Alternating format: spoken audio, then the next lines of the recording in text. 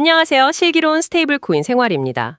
오늘 저희가 좀 깊게 파볼 주제는요. 드디어 나온 한국의 원화 스테이블 코인 법안 발의 소식, 그리고 이게 뭘 의미하는지입니다. 네, 단순히 법안 내용만 훑는 게 아니라 이게 지금 글로벌 시장이랑 비교했을 때 어떤 상황인지, 또 앞으로 우리가 뭘 해야 할지, 특히 그 유동성 문제에 초점을 맞춰서 이야기 나눠보겠습니다. 자, 바로 시작해볼까요? 우선 자료를 보면 한국에서도 드디어 원화 기반 스테이블 코인 법안 윤곽이 나왔다는 거잖아요. 핵심 내용을 보니까 발행 방식은 인가제로 하고, 또 발행한 만큼 1대1로 준비 자산을 쌓아야 하고. 네, 맞아요. 거기다 자본금 요건도 있죠. 50억 원 이상. 네, 50억 상당히 좀 신중하게 접근하는 것 같아요. 아무래도 발행사 안정성이나 과잉 발행 이런 걸 막으려는 거겠죠. 그렇죠. 그 신중함이 여러 군데서 보이는데 금융당국하고 한국은행이 감독 권한을 갖는다는 걸 명시했고요. 또 백서 제출 의무라든가 외환 규정 준수, 심지어 이자 지급은 안 된다. 이런 세부 조항까지 다 들어갔어요. 그러니까 확실히 규제를 통해서 안정성을 먼저 확보하겠다. 이런 의지가 강하게 읽히는 대목입니다. 이게 첫걸음인 셈이죠. 첫걸음. 네, 좋은 시작이긴 한데, 근데 여기서 이제 글로벌 상황하고 비교해보면 좀 온도차가 느껴진다는 지적이 있어요. 바로 그 지점이죠. 다른 나라들은 이미 저만치 각오했다는 거. 네, 미국 같은 경우는 이미 달러 스테이블 코인 발행액이 200조 원이 넘었다면서요. 제도적인 기반도 이미 있고. 그렇죠. 유럽도 마찬가지예요. 미카라고 그 암호자산 시장법 시행하면서 유로 스테이블 코인이 막 활성화되고 있고 실제 결제망에도 붙이고 있고요. 일본만 해도 엔화 스테이블 코인이 이미 시장에서 돌고 있거든요. 이야, 그러니까 우리는 이제 막 어떻게 만들까 규칙을 정하는데 다른 데는 이미 만들어서 어떻게 쓸까 이걸 넘어서 얼마나 더 잘 쓰게 할까 이걸 고민하고 있다는 거네요. 정확합니다. 그게 바로 유동성 경쟁이죠. 단순히 발행 허가받는 게 중요한 게 아니고 이게 실제로 어디서 얼마나 많이 또 얼마나 빠르게 쓰이느냐 이게 핵심 경쟁 포인트가 된 거예요 이미. 그래서 이 분석 자료에서도 지적하는 게 한국이 이 발행 규칙 만드는 데 너무 집중하다 보면 이 유동성 경쟁이라는 더 큰 흐름을 놓칠 수 있다는 거죠. 전략적인 고민이 필요한 시점입니다. 그래서 나오는 근본적인 질문이 이건 것 같아요. 그럼 이렇게 안정적인 발행, 규제 이것만으로 충분한가?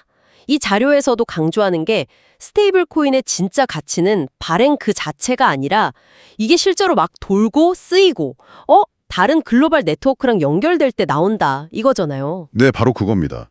이게 결국 우리 청취자분들께도 중요한 질문이 되는 거죠. 만약에 우리가 너무 이 초기 단계, 그러니까 발행사 관리하고 통제하는 데만 에너지를 쏟으면 글쎄요, 이 빠르게 변하는 글로벌 시장에서 좀 뒤처질 수도 있지 않을까 하는 우려가 있는 겁니다. 결국 이게 나중에 내 자산을 관리하거나 거래할 때 얼마나 유용하게 쓰일 수 있느냐랑 직결되는 문제니까요. 그래서 이 분석에서 제시하는 해법이 좀 흥미로웠어요. 한국형 유동성을 만들자. 돈이 돌려면 이유가 있어야 한다. 이 문장에 딱 와닿던데요. 네네, 그 문장 저도 인상 깊었어요. 우리가 가진 강점, 그러니까 한국만이 가진 그런 문화적, 산업적 자산을 활용해서 스테이블 코인이 돌게 만들 이유를 만들자는 거잖아요. 예를 들면 K-팝이나 엔터테인먼트, 글로벌 팬덤이 있으니까 이걸 결제에 활용한다거나. 그렇죠. K-뷰티 해외 직구랑 연결할 수도 있고요. K-뷰티, 그리고 K-푸드 글로벌 커머스.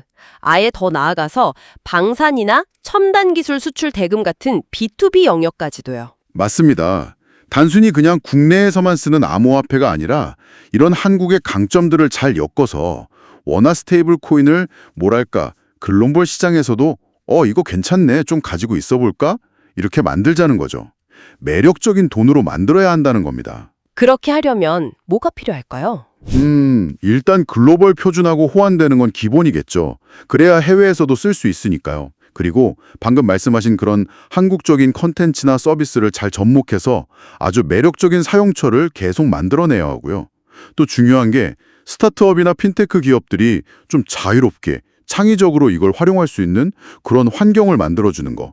그리고 정부 정책도 너무 경직되지 않고 좀 유연하게 속도감 있게 따라가 줘야겠죠. 네, 오늘 이렇게 쭉 얘기를 나눠보니까 한국 스테이블 코인, 이제 첫 발을 떼는 것도 물론 중요한데 진짜 승부는 그 다음이구나 싶네요.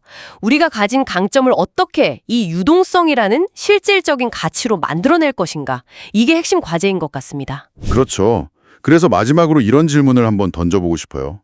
그럼 이 한국형 유동성을 만드는 데 있어서 우리가 가장 먼저 집중하고 또 가장 잘 활용해야 할 한국만의 뭐랄까 대체 불가령한 핵심 자산은 뭘까요?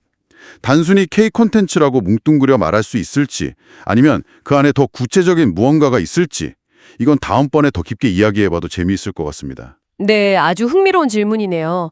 오늘 저희와 함께 깊게 있는 분석 나눠주셔서 감사합니다. 슬기로운 스테이블 코인 생활 여기서 마무리하겠습니다.